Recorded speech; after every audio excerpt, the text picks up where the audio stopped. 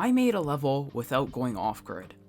So about a week ago, a creator I follow, Jam Attack, started his 4th creator contest, and the rules are simple.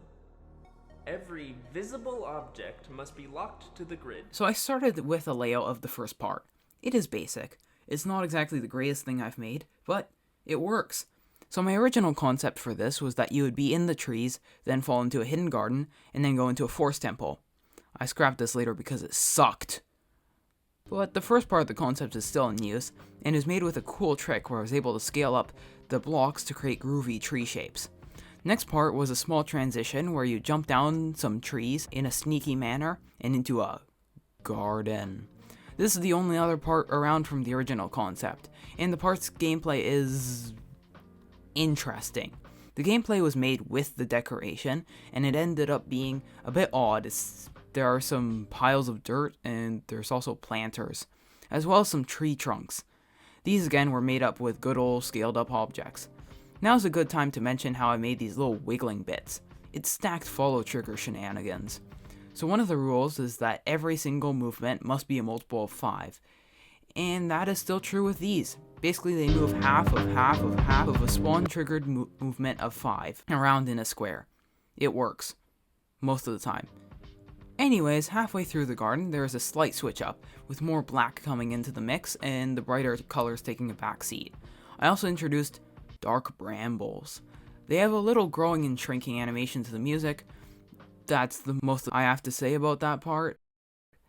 For the final transition, I referenced Mpika's level Still Life, where it quickly turns to an outline on black after hitting a spring pad into the clouds. Once you land, it goes back to normal, but with a twist. Clouds. This is one of the more boring parts. It has some pretty easy gameplay, made with you-know-what trick, and some spikes. There are also 2 variants of a box that you can land onto. One is made of metal, the other one is made of wood. And last but not least, a very puffy foreground, made with the in-game cloud objects. Now the only thing that's left is the end screen.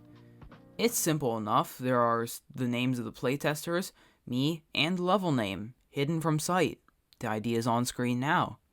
Here's the level in full. But before that, thanks to all the people on screen for helping me make this the best it could be.